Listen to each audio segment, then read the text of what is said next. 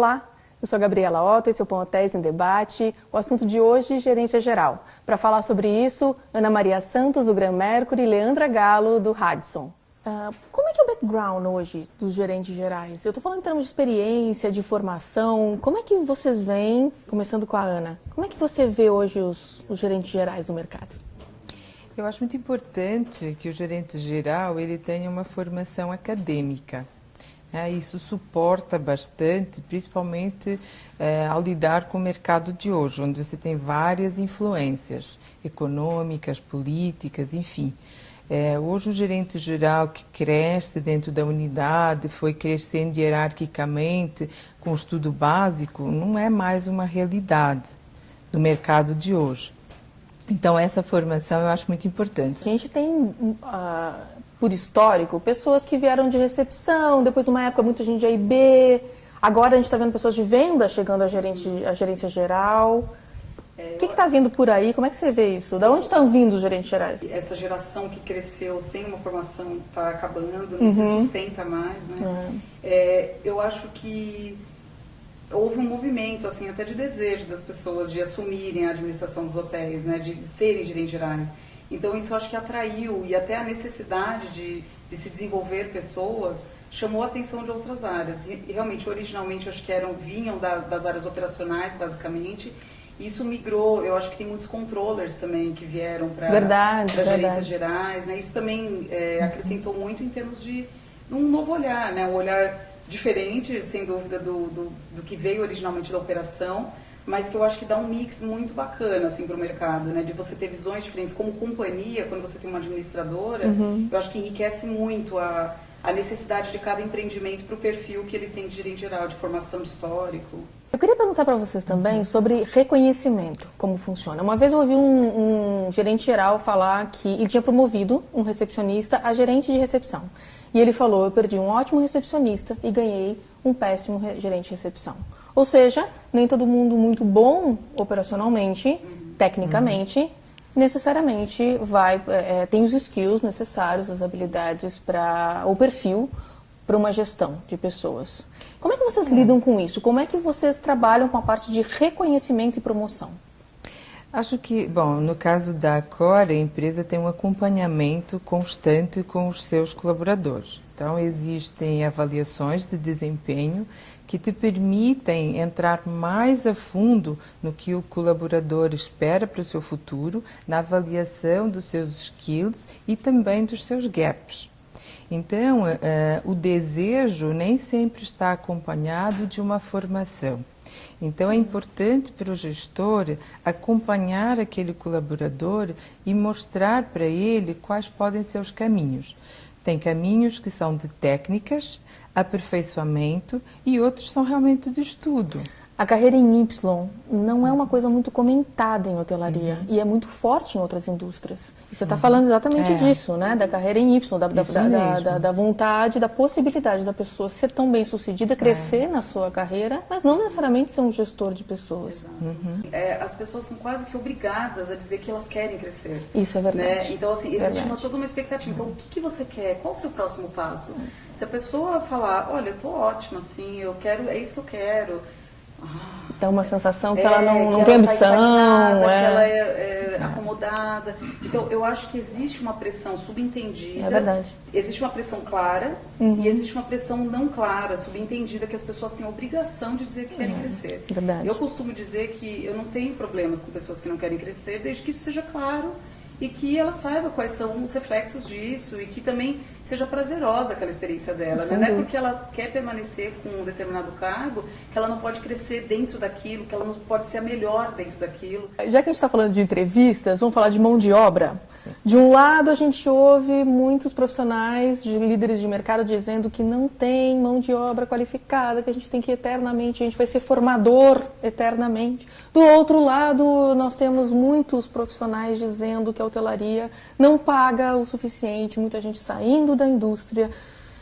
Como é que a gente resolve esse... Então, a gente hoje tem um público muito jovem, né, que está saindo das escolas, ingressando no mercado de trabalho. A hotelaria realmente é um desejo, né?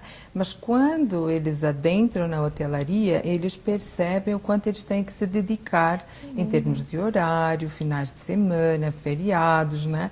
E dependendo do segmento, se é cidade ou se é lazer, o business ou o lazer, você tem que se dedicar muito mais. Então, a questão hoje, a prioridade do jovem é um bom emprego, né, que ele seja bem remunerado, mas que ele continue tendo qualidade de vida. Então, a hotelaria ainda dá um dia de folga por semana nas áreas operacionais. Então, precisa haver também um melhoramento na hotelaria nessa questão de perceber quem são os novos empregados da hotelaria. A hotelaria precisa se reinventar também a cada dia no aspecto colaborador. E esses novos funcionários estão exigindo novos líderes também. Isso, a gente ainda vê muitos líderes impositores versus os líderes influenciadores que essa nova geração está demandando. Como é que vocês estão vendo esse novo perfil que está sendo exigido pelo mercado? A gente tem perfis ainda a gente tem um mix muito grande de perfil de profissional na hotelaria. Né? Você tem pessoas muito antigas, daquele tipo que a gente falou, que cresceram dentro e não tem uma formação acadêmica necessariamente. Você tem aqueles dinossauros, você tem os moderninhos. Então, existe todo um movimento, eu acho, de transformação na hotelaria, até isso em conjunto com os empreendimentos. Você tem novidades também em outros sentidos, né? Então, eu acredito que exista, sem dúvida, mas não é sustentável. Isso não segura a médio prazo, a longo prazo. E essa geração nova, ela só vem eu acho que para afirmar isso, entendeu? Porque se você não... Eles estão aí. Você tem que trabalhar com eles. Eles têm novas expectativas. Eles têm muita informação. E eles têm pressa. Então, se você não sabe lidar com isso de forma a mostrar um outro lado tradicional que realmente é importante, o da experiência, o do tempo, que às vezes você precisa sim maturar um tempo para desenvolver melhor determinadas atividades, e outras coisas que a gente leva muito tempo realmente precisam ser mais rápidas. Né? Então a gente tem que saber dosar isso com humildade para quem já tem experiência, sabendo olhar que essa nova geração traz também uma série de benefícios, né? Reporte. Para quem vocês reportam e o que é o mundo ideal? Gerentes gerais costumam reportar ou para donos, ou para CEOs, ou para asset managers, ou enfim. Ou às vezes tem os pools, né? Ainda tem os pools. E aí? No meu caso, eu tenho um pool, né? Tenho vários investidores, né? Claro que tem um conselho que representa. Basicamente, a minha comunicação é com o conselho do pool, com a síndica e com a Atlântica, a administração da Atlântica. São frentes diferentes, né? E o colaborador, né? Como a Ana citou, a gente está num triângulo ali, né? O colaborador também te cobra, você também quer o retorno dele, né? São frentes diferentes, né? Sem dúvida que para a administradora você tem, e para o asset, que não é o meu caso, mas que quando você trabalha com asset, você está lidando com termos e com a realidade do mercado que ele entende melhor, ele está inserido nesse meio. Quanto gerente geral, a gente também é o dono do negócio. Sem dúvida. E a gente deve incorporar isso em todas as nossas ações. Não é somente cumprir com metas, né? Mas é realmente você estar dentro do negócio e você se sentir dono. Porque o reporte, se você interioriza que você também é o dono do negócio, o reporte ao investidor é mais fácil. O hotel é mesmo a impressão digital do gerente geral, então. Sem perder a sua personalidade. Muito bom.